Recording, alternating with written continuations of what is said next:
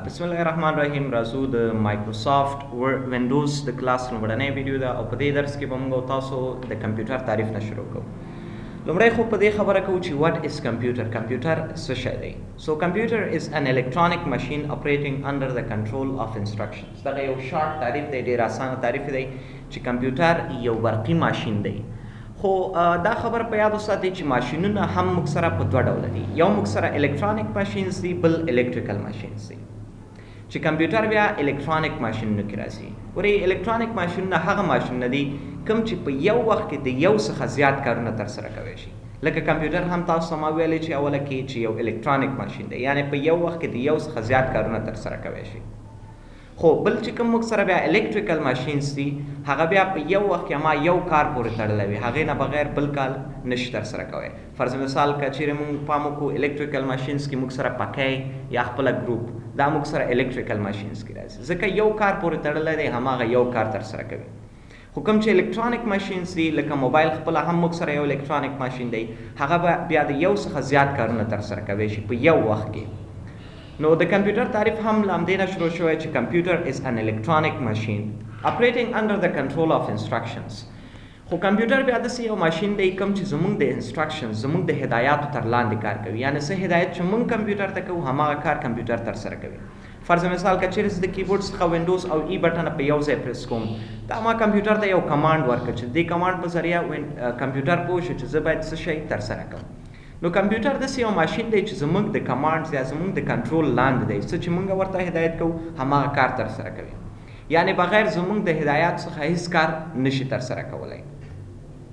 په دې مسله خو پوه شئ چې ماشینونه موږ سره په دوه ډوله دي، الکترونیک او الکتریکل. اوس راځو مین پارټس آف کمپیوټر. د کمپیوټر چې کوم عمومي برخې دي، د کمپیوټر اصل کې عمومي برخې موږ سره دوه دي چې یو دی موږ سره هارډویر او سیکنډلی سافټویر. راځو په دې خبره کوو چې what is hardware. hardware څه شی دی؟ all physical parts of computer are called hardware. د کمپیوټر چې څومره هم فزیکي برخې دي دې ته موږ هارډویر وایو. هغه که موږ سره فزیکي برخو مطلب خو پوهېږئ، هغه برخې چې هم یې موږ لمس کولی شو هم یې لیدلی شو. نو په دې پارټس کې بیا موږ سره سمپلی لومړی چې کوم دی کیبورډ دی، همدغسې ماوس راځي، مانیټور دی، بیټري دی او نور ډېر د کمپیوټر برخې دي. نو هغه برخې چې هم یې موږ لیدلی شو هم یې لمس کولی شو، بیسیکلی هغه برخو ته موږ هارډویر وایو. اوس راځو ټایپس آف هارډویر، د هارډویر برخو ته.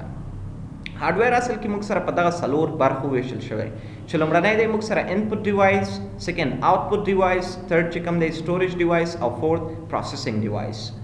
انپوټ ډیوایسز موږ سره هغه ډیوایسز دي کوم چې له موږ نه یو انپوټ اخلي. فرض مثال د کمپیوټر یا د هارډویر سی ډي رام چې کوم دی موږ نه یو انپوټ اخلي. خو آوټپوټ ډیوایسز بیا هغه ډیوایسز دي کوم چې موږ ته یو آوټپوټ راکوي، یو څیز موږ ته راکوي، لکه د خپله د کمپیوټر او سکرین چې کوم دی خپله موږ سره یو آوټپوټ ډیوایس کې راځي د هارډویر. بل چې کوم تھرډلی دی هغه دی موږ سره سټوریج ډیوایس، چې دا هغه ډیوایسز دي چې یو څیز په ځان کې ذخیره کوي، چې په دې کې بیا موږ سره یو ریم دی، یو رام دی او بل هارډ ډسک دی، چې هارډ ډسک د لانګ ټرم لپاره ډیټا موږ ته ساتي، یعنی چې څومره وخت لپاره زموږ په کار وي تر څو چې موږ ډیلیټ نه کړو دا به موږ سره په هارډ ډسک کې سیف وي. خو کوم چې ریم دی موږ سره بیا هغه بیا رینډم اکسس میموري، شارټ کټ فل فارم یې رینډم اکسس میموري دی چې هغه بیا د شارټ ټرم لپاره یو ډیټا ساتي. فرض مثال اوس چې ما څومره هم پیجز خلاص کړي دا ټول اوس موږ سره په ریم کې روان دی. نو اکثره وخت خلک وایي چې ولې د ښه کمپیوټر لپاره ریم ضرور دی که نه؟ نو ضرورت همدغه دی چې څومره هم اپلیکیشنز موږ خلاص کړو هلته یې زموږ ریم چلولی شي. نو بیا چې کوم بل موږ سره دی هغه رام دی چې هغه بیا د کمپیوټر مربوطه چې کوم ډیټا دی لکه ډیل کمپنی یا ایچ پی کمپنی هغې لخوا رام ورته راځي، هغه چې دی په هغې کې مربوطه ډیټا ورسره سیف وي. او ریډ آنلی میموري چې یوازې زموږ هغه یې سیف کوو، کمپیوټر یې لوستلی شي. بل اخرنی چې کوم دی موږ سره پروسیسینګ ډیوایس، دا بیا هغه ډیوایسز دي کوم چې پروسس ترسره کوي یا عملیه اجرا کوي، لکه د خپله د کمپیوټر چې کوم پروسیسر دی څه عملیه چې اجرا کېږي په کمپیوټر کې دا ټول موږ سره په پروسیسینګ ډیوایسز کې ترسره کېږي. نو دا د هارډویر برخې چې کوم انپوټ ډیوایس دی، آوټپوټ ډیوایس دی، سټوریج ډیوایس دی او پروسیسینګ ډیوایس دی.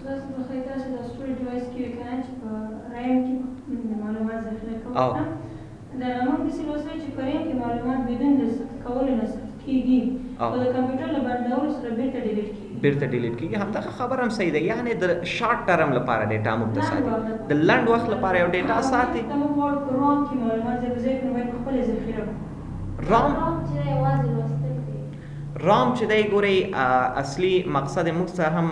مکتبونو کې هم داسې لوستلي خو اصلي مقصد د رام چې کله موږ ولوستلو د رام اصلي مقصد دا دی چې د کمپیوټر مربوطه ډیټا په دې کې سیف وي موږ سره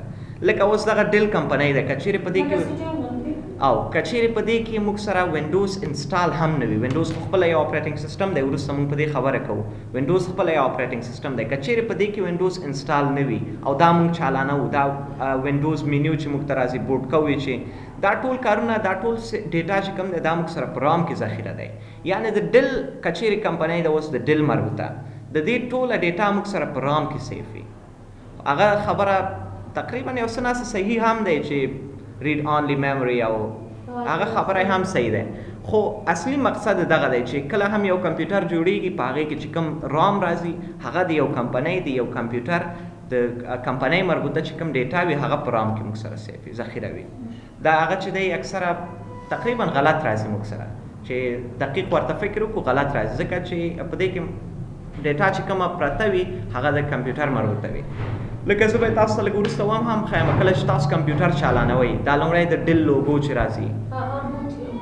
او F12 چې کله وهو دا بوټینګ مینیو چې کوم موږ ته راځي دا ټوله ډیټا چیرته ذخیره ده وینډوز خو موږ که چیرې هارډ ډسک نه هم وي تاسو سره دا ډیټا راځي ریم ترې نه هم باسئ بیا هم دا ډیټا تاسو سره راځي نو دا ډیټا چیرته ذخیره وي دا ټول په رام کې موږ سره سیف وي اوس راځو وټ از سافټویر سافټویر څه شی دی لاجیکل پارټس اف کمپیوټر آر کالډ سافټویر د کمپیوټر چې څومره هم بله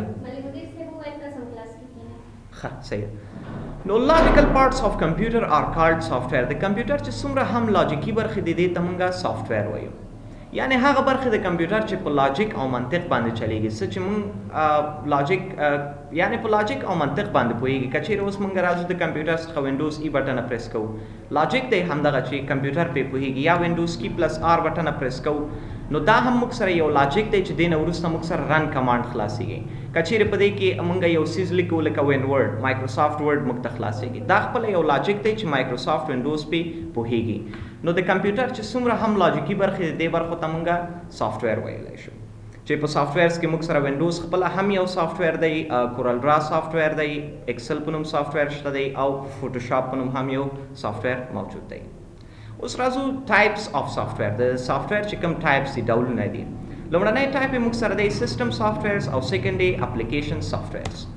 راځو what are system softwares system softwares are those softwares through which we run hardware دا موږ سره هغه سافټویرونه دي د کوم په واسطه چې موږ هارډویر رن کوو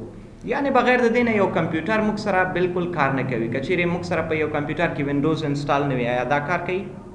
په یو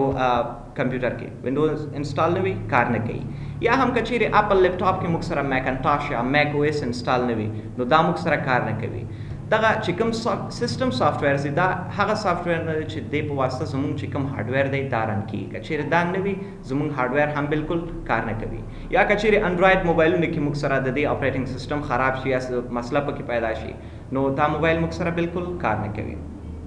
اوس راځو اپلیکیشن سافټویرز ته those softwares which users are using دا موږ سره بیا هغه سافټویر نه دی چې موږ عام خلک یا یوزرز یې استعمالوو د خپلو کارونو د اسانه کولو لپاره لکه لومړنی دلته موږ سره مایکروسافټ آفس دی چې موږ یې د خپلو کارونو د اسانه کولو لپاره استعمالوو چې په دې کلیکشن کې دننه بیا موږ سره مایکروسافټ ورډ دی ایکسل دی پاور پوینټ دی